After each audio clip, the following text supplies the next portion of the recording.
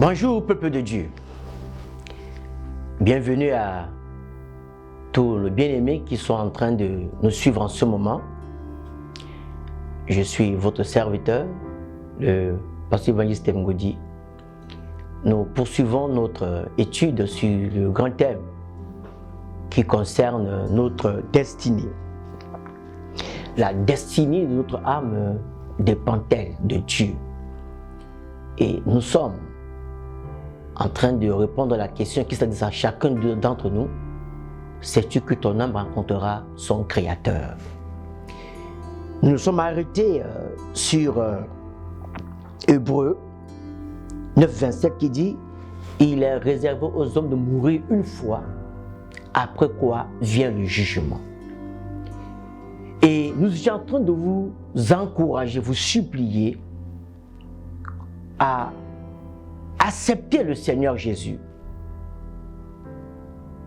à l'accepter, parce que nous ne savons pas quand est-ce nous quitterons cette terre.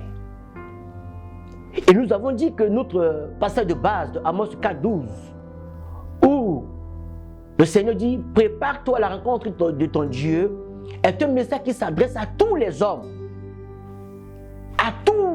de la terre, en tout temps, en tout lieu. Pourquoi? Parce que chaque jour qui passe, les hommes meurent. Chaque heure, les hommes meurent. Chaque seconde, nous ne cessons d'entrer dans l'éternité. La question, dans l'éternité, où vas-tu la passer, mon frère, ma soeur? Jésus t'attend. Et je te conjure au nom de Christ de faire la paix avec ton Dieu en acceptant Christ comme ton Seigneur et Sauveur personnel. Sinon, après la mort, ça sera fini pour toi. Lorsque ton âme entre dans l'au-delà, c'est pour deux destinations. Et c'est ce que nous allons maintenant voir. Soit elle entre pour le repos auprès du Père, soit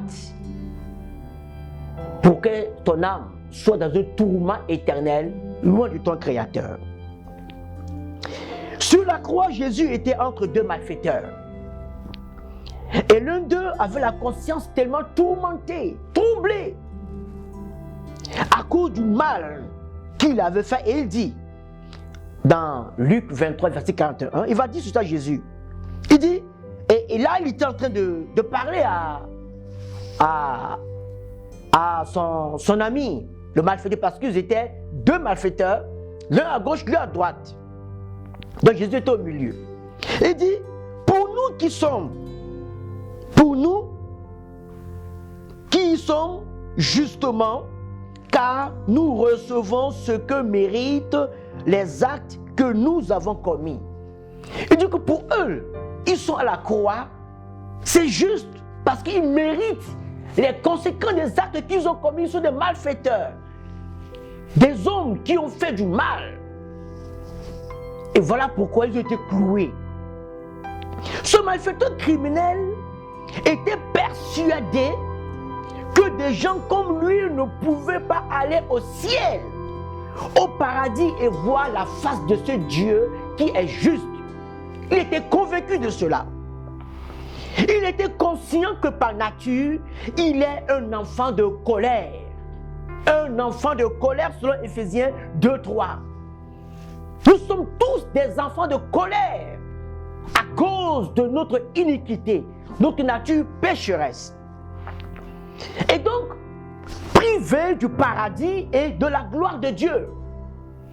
Pourquoi est-ce que nous sommes privés de la gloire de Dieu?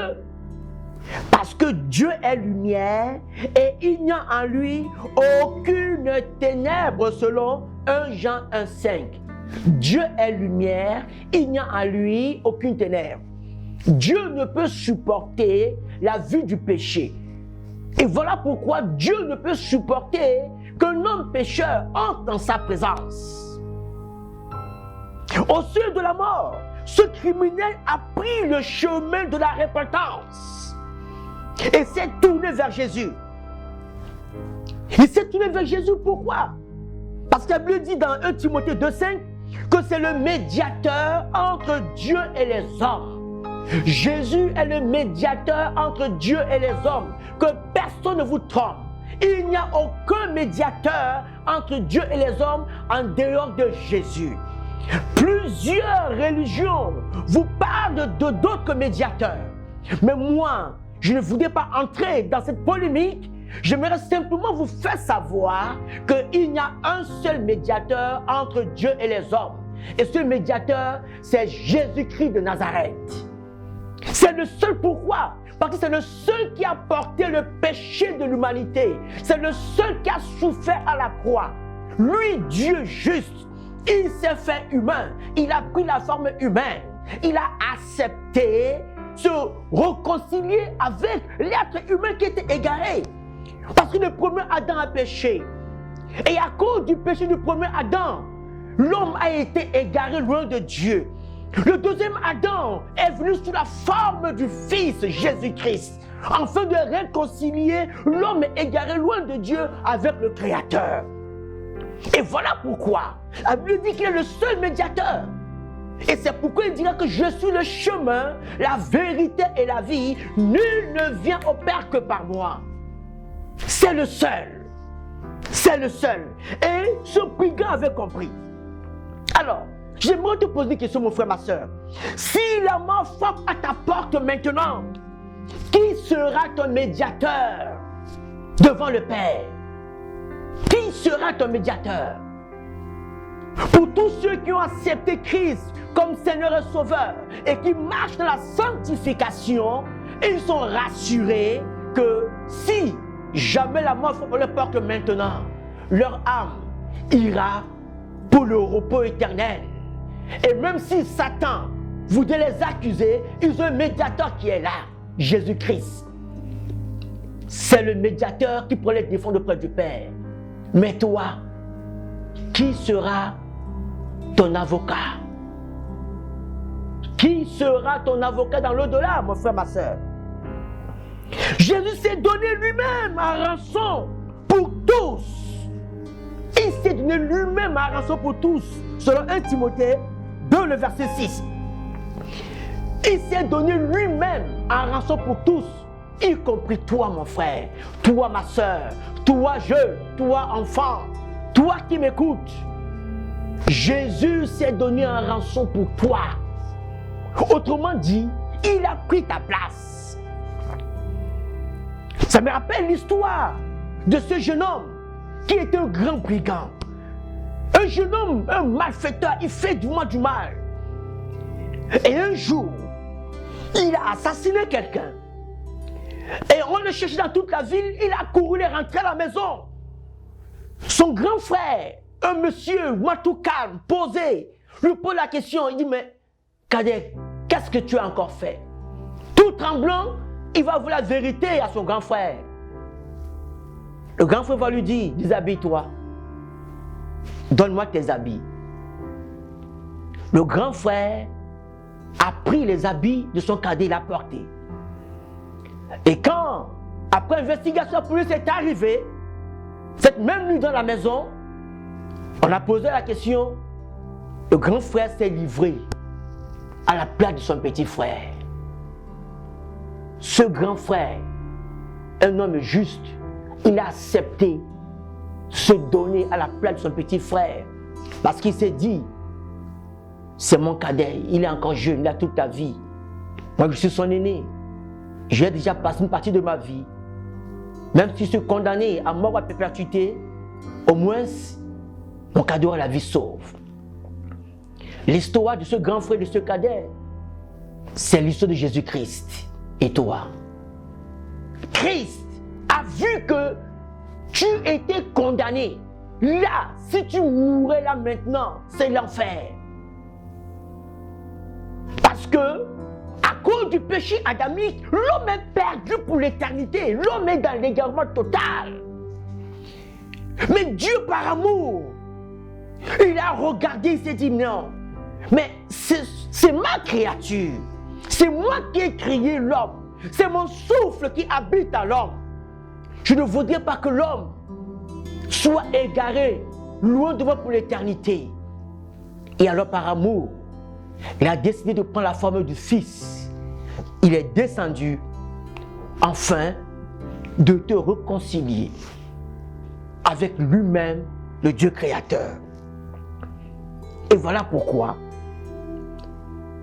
je suis en train de te faire savoir que Jésus s'est donné lui-même à rançon pour toi et il l'a fait par amour. Donc, le malfaiteur a dit à Jésus, souviens-toi de moi, Seigneur, quand tu viendras dans ta gloire. Souviens-toi de moi. Oh, quelle belle déclaration. Nous trouvons ce livre dans le livre de Luc 23, verset 42. Souviens-toi de moi. Et il savait que son vrai besoin était que ses péchés soient jugés et effacés par Dieu. C'était ça le besoin de ce malfaiteur. Que ses péchés soient jugés et pardonnés par Dieu. Souviens-toi de moi. Oh mon frère, ma soeur, que telle soit ta préoccupation, que tel soit ton cri, que telle soit ta prière. Seigneur, souviens-toi de moi. Souviens-toi de moi, je suis un homme pécheur. Mais souviens-toi, demande pardon pour mes péchés. Souviens-toi de moi. Souviens-toi de moi. Ne veux-tu pas faire comme ce brigand? Ne veux-tu pas implorer Jésus afin qu'il te fasse grâce, afin qu'il pardonne tes péchés? Ne veux-tu pas le faire, mon frère, ma soeur? Je ne sais pas combien il te reste encore à vivre sur la terre. Je ne sais pas combien de temps il te reste à vivre sur la terre. 1 Jean 1,9 dit ceci. Si nous confessons nos péchés, il est fidèle et juste pour nous pardonner nos péchés et nous purifier de toute iniquité. Si nous confessons nos péchés, même là où tu es, tu peux fermer tes yeux, demander pardon, confesser tes péchés à ton Dieu, demander pardon à ton Dieu. Si tu confesses tes péchés, il est fidèle et juste pour te pardonner, dit la parole de Dieu. Voilà l'acte que tu dois poser, mon frère, ma soeur. Jésus, voyant que ce malfaiteur avait pris le chemin de la repentance, il va le dire au verset 43 de Luc 23. En vérité, je te le dis, aujourd'hui tu seras avec moi dans le paradis. Ah, le paradis existe bel et bien, mon frère, ma soeur. Si Jésus a fait la promesse à ce brigand qui, au seuil de la mort, s'est repenti, a imploré la grâce de Jésus, souviens-toi de moi quand tu vas entrer dans ta gloire.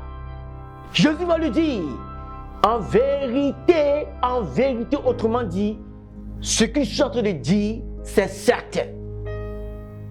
Aujourd'hui même, tu seras avec moi au paradis. Oh! Ah! Tel est le vœu de mon cœur. Pour toi qui m'écoutes, pour toi qui me suis, pour toi mon frère, ma soeur. C'est ma prière. C'est ma prière que nous tous, nous puissions nous retrouver au paradis, auprès de notre Père. Dans la félicité. Si Jésus fait la promesse à ce brigand, il te fait la promesse également aujourd'hui, à condition que tu décides de confesser tes péchés et accepter Christ comme ton Seigneur et Sauveur. Voilà la merveilleuse réponse que le malfaiteur a eue, lui qui était sur le point de mourir. Je me souviens encore de cette belle histoire, de cette dame qui, sur le point de mourir, est en train de dire, je vois des anges qui sont prêts, en train de m'accueillir. Je vois le ciel ouvert. Souvent nous écoutons de telles histoires.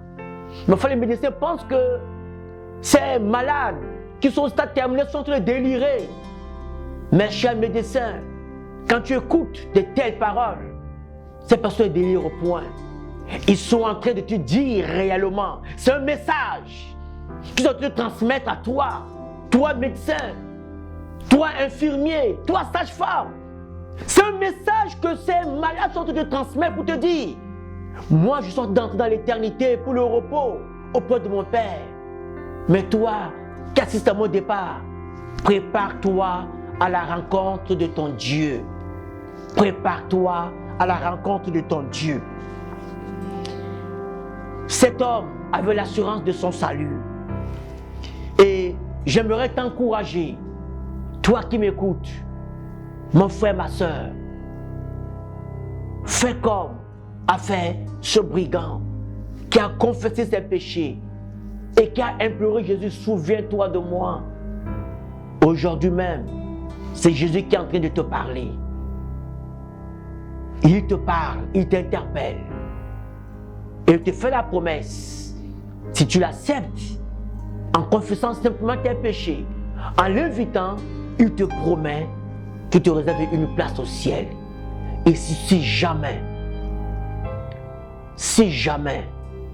l'amour ne frappe pas ta porte, à l'instant où je suis en train de parler, pendant cette journée, pendant la nuit, qu'importe l'heure, tu entreras dans l'éternité pour te reposer auprès de ton Père. Que Dieu te bénisse. Dans le beau nom de Jésus. Amen.